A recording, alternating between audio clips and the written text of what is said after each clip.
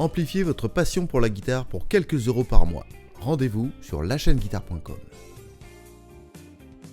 Amplify your passion for the guitar for a few dollars per month.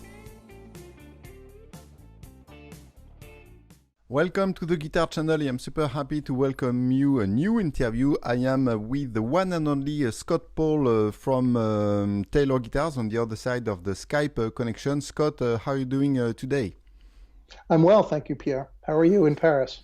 Well, we are good. It's the coronavirus outbreak is having a huge impact all over the place. Everyone is stuck at home. So for me, as a guitar journalist, it's not a big deal because I'm used to work from home. But tell me, what is the impact for Taylor Guitars at the moment regarding this?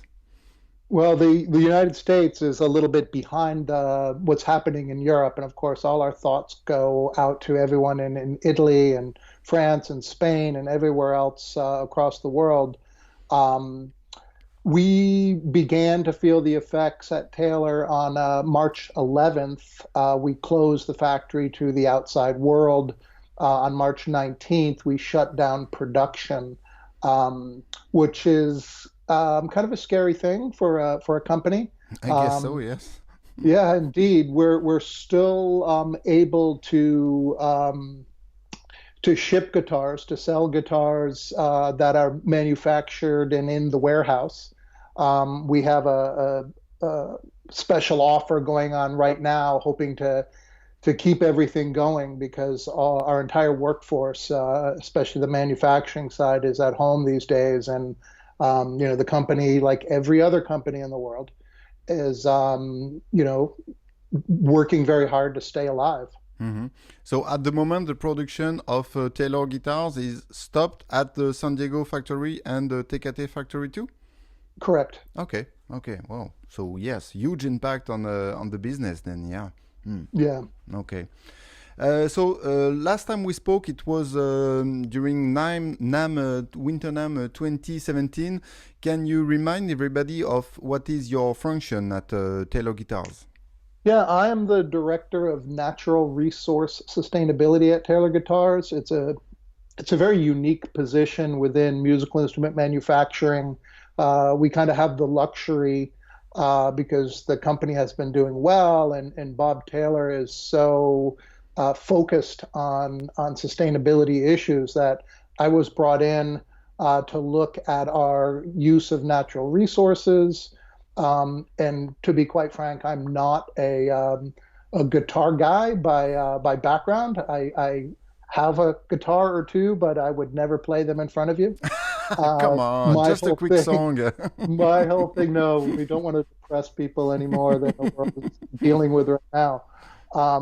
But I work on sustainability issues, in particular the Ebony project in Cameroon. Mm-hmm. We've got some very exciting stuff with Koa in Hawaii. We've recently released the Urban Wood project, where we're upcycling city trees that were taken down in Southern California. And we have a host of other initiatives that we'll be hopefully talking about in the future. Mm-hmm, cool. So the first time we met in 2017, you had just started at Taylor Guitars, right? Or a couple of months before, right? Is that correct? Yeah, I've been with Taylor for about 3 years now. Okay. About 3 years. Mm. Was there any change in your function between 3 years ago and now?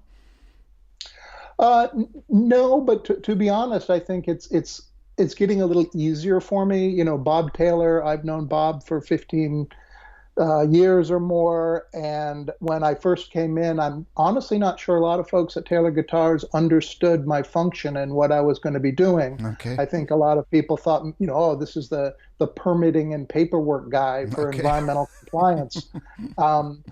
So over time, as we've started to improve and promote and expand our sustainability work, that echo has come back onto the factory, and more people are kind of getting what we're doing. And it's actually given me a little bit more freedom and understanding amongst the company about what I'm up to. And there's been a very warm embrace to the initiatives that we're doing, that we're talking publicly about, and several of the initiatives that are much smaller that are happening around the factory that we're not necessarily promoting publicly. There's been a very warm response to the initiative that Bob's launched in my hiring. Mhm. You mentioned the Ebony initiative, which was started many years ago, right? When was the beginning of that project?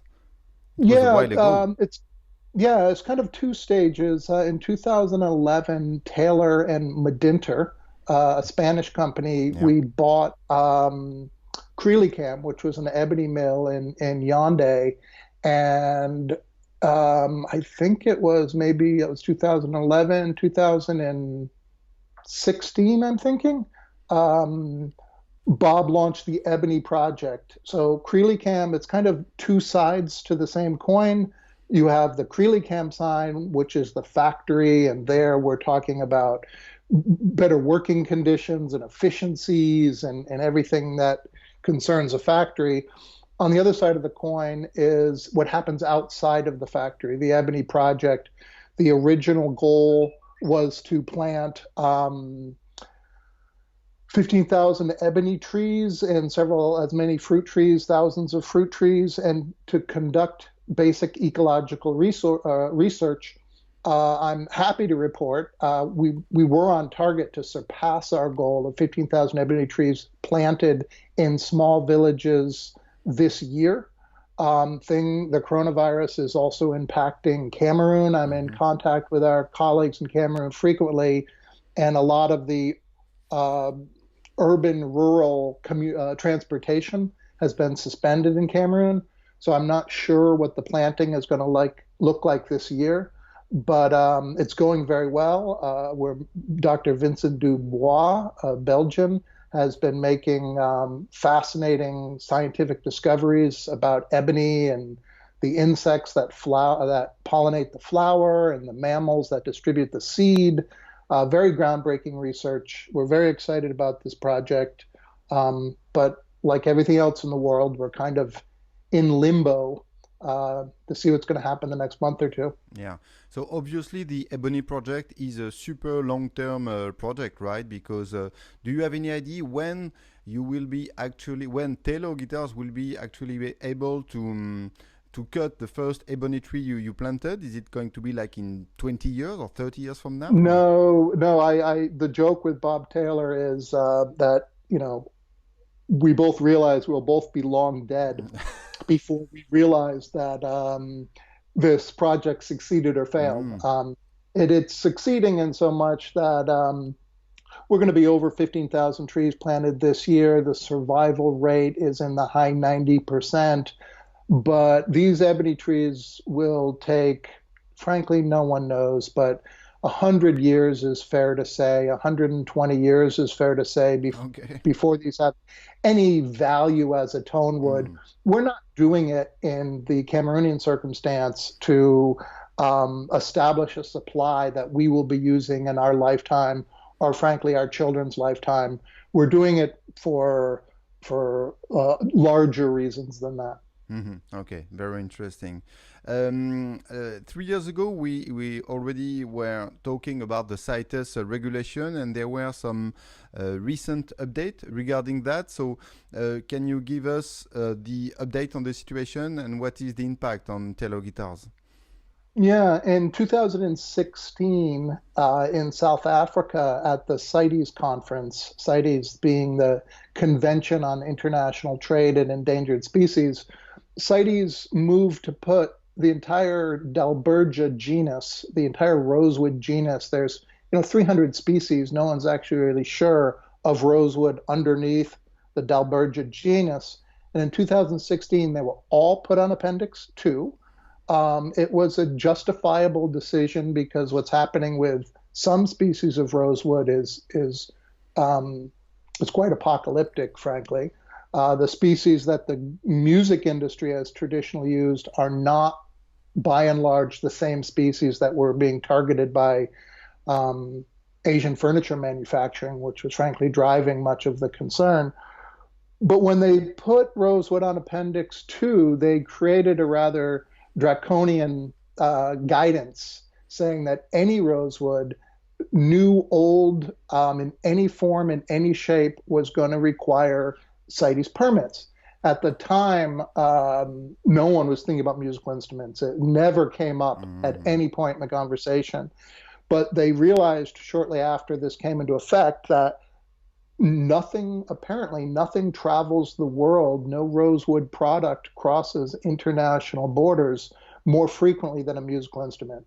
So it had a paralyzing and devastating effect on musical instruments around the world. People's guitars or clarinets, that they inherited from their father or mother, or that they recently purchased, they all needed paperwork if you were going to travel internationally as a touring orchestra, or if they were going to be sold. The new and used instrument sales cost the industry millions of dollars.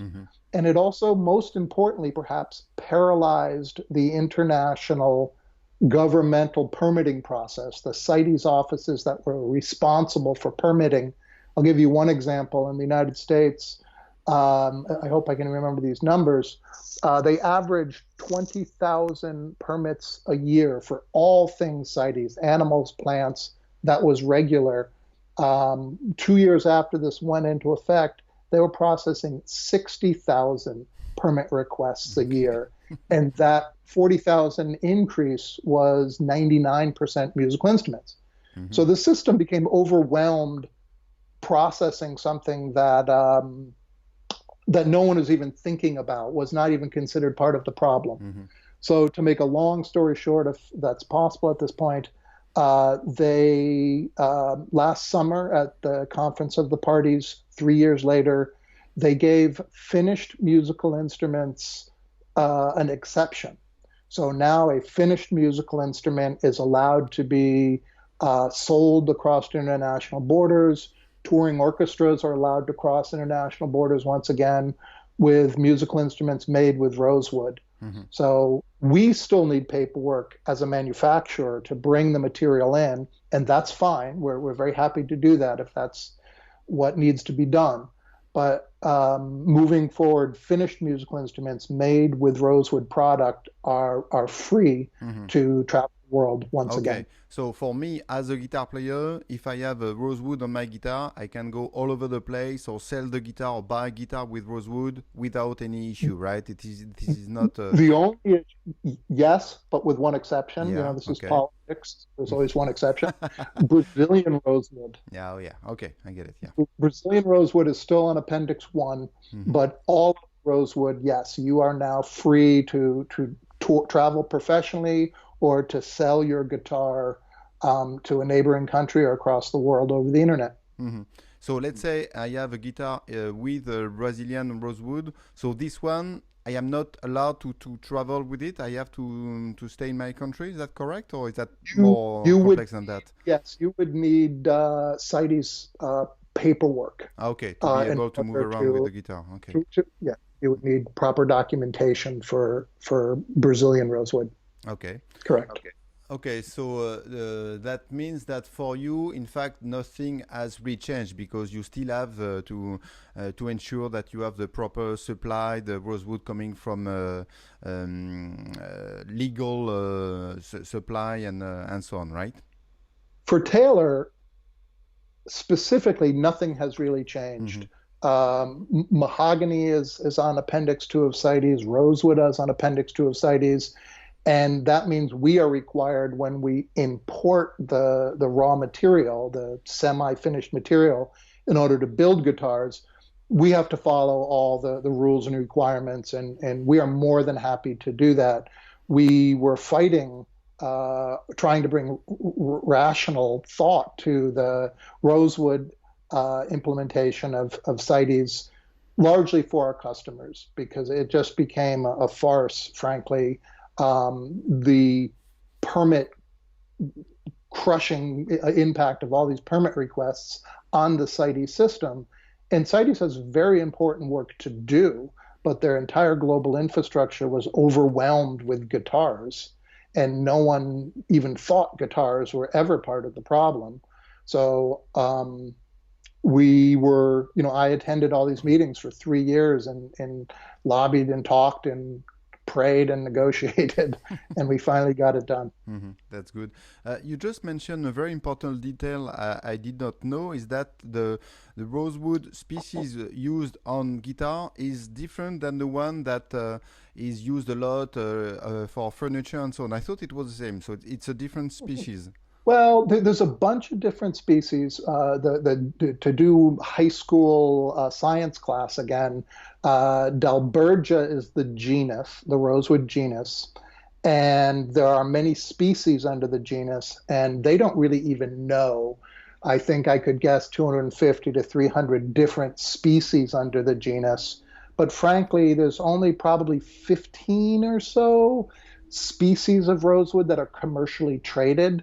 Many of the other species are just these little bushes or non-valuable trees, not non-valuable from a commercial standpoint. And, you know, furniture making has always traditionally kind of liked the reddish ones, and musical instrument manufacturers have always kind of liked the browner ones. There is an overlap, of course, but for example, at Taylor Guitars, I would say over the last 10 years, 95% of the rosewood that we've used has been Dalbergia latifolia from India. And it was interesting for us that no one ever seemed to have, throughout this CITES ordeal, no one had a concern with the Indian management of rosewood, and no one had an issue with guitars. But due to the wording when they first put this into effect, I don't think arguably anyone got hit harder than musical instruments, and the Indian government got hit as hard as anyone, and they were never deemed a problematic source. But it's fair to say, you know, for the good of humanity, we need to look at rosewood, and we need to manage rosewood, its trade responsibly, and you know, sometimes change is cumbersome and difficult, but we just need to figure it out and move forward. And I think it is also important to mention that there is this kind of alcohol prohibition effect that when something is forbidden, you know, people want to have it even more, right? So because Brazilian rosewood is forbidden now, even better, more than before, people want to have a Brazilian rosewood guitar, right? Yeah, there's some very interesting reports that came out. Hung Mu Furniture, which is a Ming Dynasty type style of furniture, is very, very popular in Asia, several Asian countries. Was one of the driving forces behind the kind of global run on rosewood. The Asian middle class is rising, and they're looking for things that they never were able to have before, and this Hung Mu furniture is something that is a status. And we saw lots of reports of very wealthy people hoarding Hung Mu furniture, like buying it and filling warehouses, thinking that the price was going to go through the roof, and then they could sell it in 2 to 5 years or something, and make a lot of money. So yes, there is a theory and a reality to some degree that when you forbid something, the price goes up and the demand goes up, and you may have perverse consequences. During it was at the Winter NAMM 2020, so you just mentioned that a little bit earlier. Taylor Guitar released what you call urban wood guitars, right? Can you explain a little bit more about this strange supply of wood? Yeah, it's the beautiful wood that was right beneath our nose for the last 50 years, and no one noticed it. 2 years ago or so, Bob Taylor asked me to look into urban wood, city trees, and it put me on a journey. I traveled to the first United Nations conference on urban wood in Mantova, Italy. I went way down the rabbit hole trying to understand the urban canopy, or city trees. And I tell you, Pierre, I've done forest politics my entire adult life, I never thought twice about city trees. But what I found was fascinating. City trees worldwide, with a few notable exceptions, are declining. We're losing city trees as cities expand and Mm-hmm. grow. Um, the importance and value of city trees can't be underestimated from all the environmental and social reasons. But city trees do come down, all living things die. And there is a crisis that is happening in many parts of the world, the US being one of them, that the cost of disposal of these trees is getting really high. You can no longer just bring them to the dump. It costs money to get rid of these trees. And these trees were historically deemed as something of very little value. We began partnering with our local arborist here in San Diego, West Coast arborists, who happens to be the arborists for cities and municipalities all over California, all the way to the very north, to the very south. And to make a long story short, we discovered one species, chamal ash, also known as evergreen ash. It's originally from the semi-arid regions of Mexico and Central America. A professor named Archie Schammel in the 1950s brought it to Southern California in the post-World War II building boom in the area.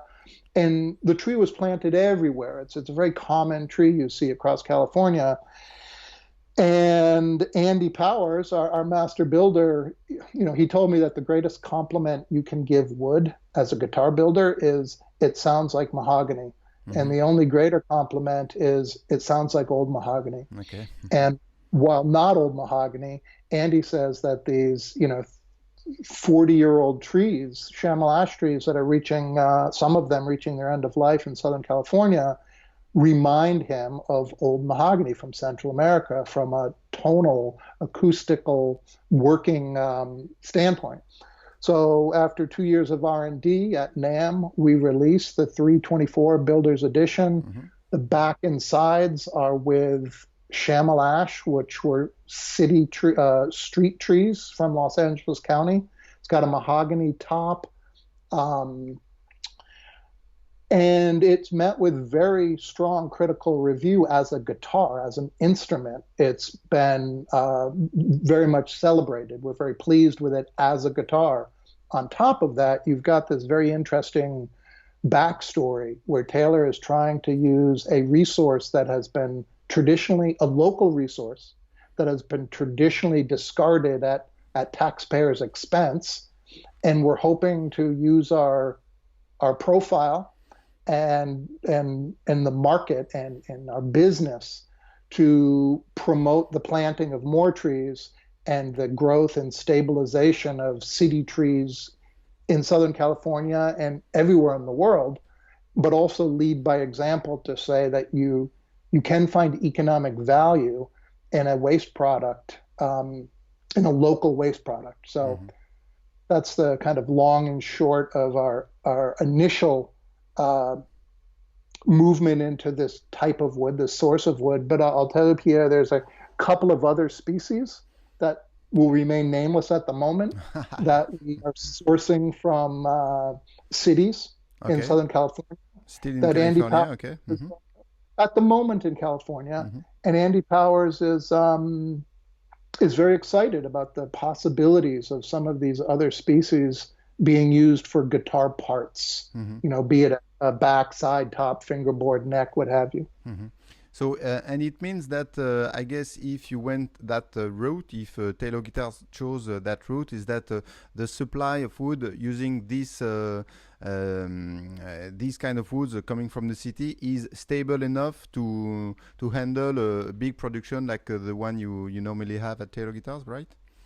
Yeah, the chamal ash, the estimates are, and again, we're using Southern California wood from Southern California because we're a Southern California company.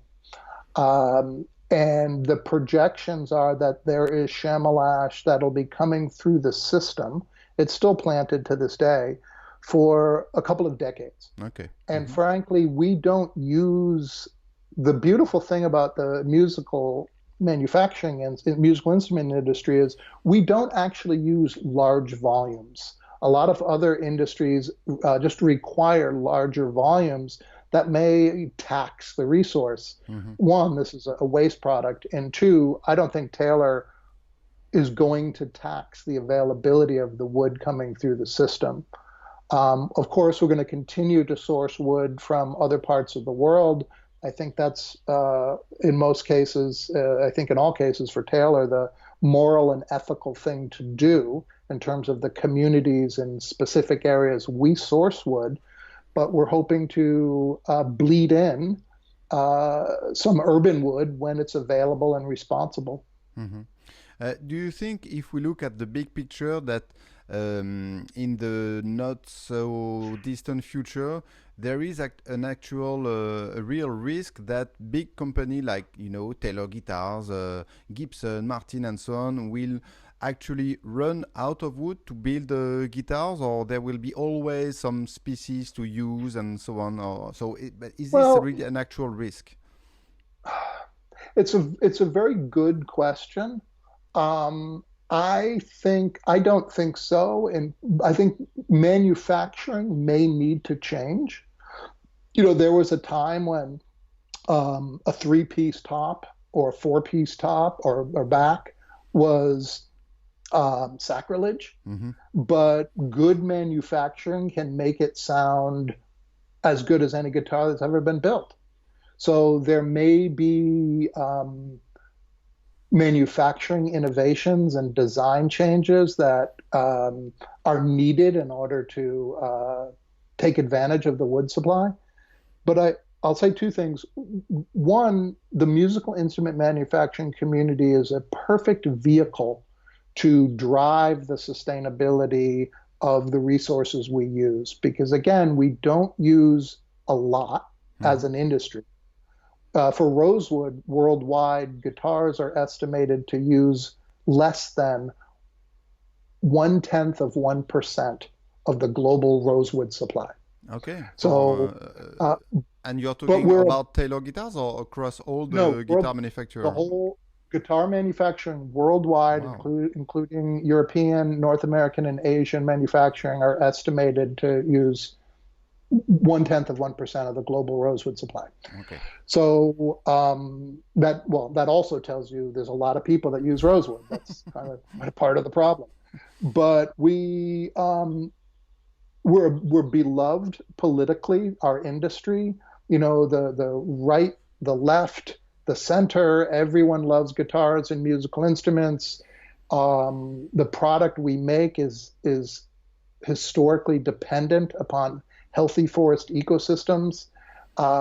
You put all this together, and if we're responsible and proactive, we can make sure that the management of these resources are, we're as good as anyone to, from a business standpoint, drive more responsible forest management and greater awareness. The other thing I just wanted to flag is there's a lot of talk, occasionally talk about alternative materials and synthetic Hmm. materials. And I do believe there's a time and a place for everything. But I do worry that in many instances, alternative materials, one, are not more environmentally sustainable in terms Hmm. of the manufacturing of them.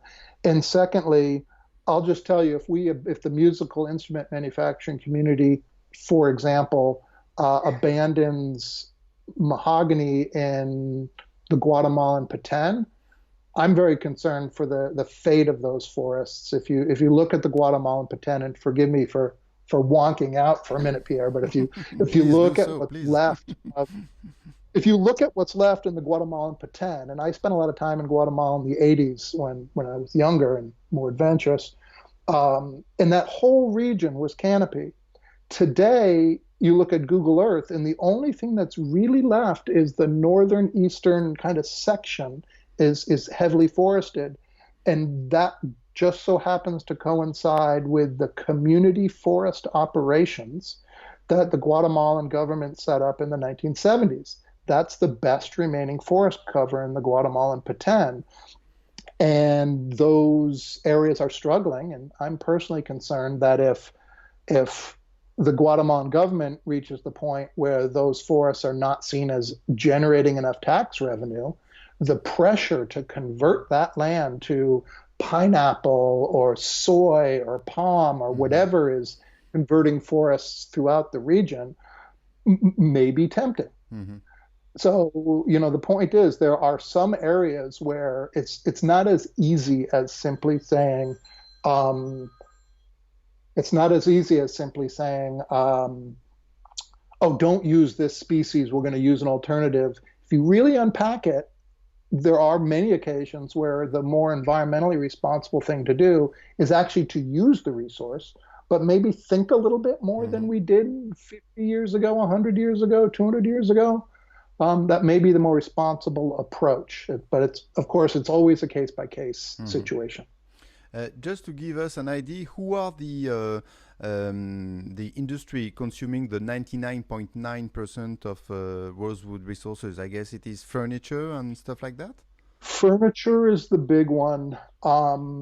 There's a lot of uses for rosewood historically, and again, there are different species of Mm-hmm. rosewood, and some industries prefer some species, while other industries prefer other species. Of course, there is overlapping, um, but frankly, Hungmu furniture, this Ming Dynasty reproduction style, is the one that within the international policy circles um, is discussed the most Mm-hmm. in terms of causing this kind of global run on prospectors, traveling the world looking for species that would be suitable for Hongmu furniture. Um, that's probably the biggest one. Mm-hmm. Furniture, flooring, of course, is also a big one. But the thing about furniture and flooring is once they're made, they don't tend to be traded across international borders. You're not going to trade your True. flooring or your gigantic. So CITES' ability to monitor that once it's a finished product is limited. Mm-hmm. And of course, musical instruments are crossing borders. As you and I are speaking, they're crossing borders constantly, or perhaps not with the coronavirus, hopefully not. Mm-hmm. But traditionally, nothing crosses an international border more. Mm-hmm. And is there some work to be done, left to be done regarding the CITES regulation, or now that the finished product is out of reach, let's say, it's over? No, I think that the reality is that CITES and other international bodies will be talking about forests and forest products trade increasingly moving forward. For a couple of hundred years, the music industry and everyone else sourced wood like they always did. They shut their eyes and they reached into the bag, and there was plenty of it. Mm-hmm. Um, the world is changing very quickly in terms of natural resources. So I think CITES is going to be talking about other species. Maybe not rosewood. Maybe the rosewood situation is kind of where it's going to be. But we're certainly going to see other tree species land on CITES. Some of those tree species may coincidentally be species that are also used for musical instruments. So I think the musical instrument manufacturing community and representatives of touring orchestras, et cetera, are destined to be joining the international political debate about how we're going to manage resources, and hopefully we can at least educate policymakers of our reality as an industry. Mm-hmm. Uh, um, Taylor Guitars has been for a while now very vocal and very public about how they get their wood and so on, and we are talking together. So you are the example of the effort that your company is doing around that. What about? I suppose it's going to be difficult for you to talk about other brands, but do you have people like you working in other big brands with whom you are working with, or is Taylor Guitars really alone in that field? No, I'm very proud of what Taylor Guitars is doing. I think we are definitely in a leadership position, but there are many manufacturers who are taking this very seriously. Fender has been doing a lot. Martin has been doing a lot. I'll stop naming companies simply because I'll miss someone. I think not everyone is. I think not everyone has woken up to the reality that we need to get in this game. But this is a shift because musical instrument manufacturers, the profit margin is not traditionally huge for makers of musical instruments, large or small. So the luxury to dedicate someone to follow these types of sustainability issues and go to UN meetings and all of the rest is out of reach for a lot of manufacturers because frankly they're just trying to survive, especially some of the mid-sized and smaller manufacturers. But people do need to wake up, and people are waking up, and I think the industry is very aware of what's happening. And the first step of any 12-step program is recognizing that you have a problem. And I think we're on step 2 or 3 as a community. Okay, excellent. Scott, it was great to have you on the other side of the Skype connection. So thank you very much for your time, and hopefully we will be over this coronavirus situation in a not so distant future, and the business will be back to normal. So thank you very much for your time again, Scott. Thank you. Thank you. I look forward to not social distancing with you. Okay, cool. See you. Bye-bye. See you, Pierre. Bye. Pour le prix d'un magazine, abonnez-vous à la chaîne Guitare pour accéder aux vidéos intégrales. For the price of a magazine, subscribe to the Guitar channel to access the full videos.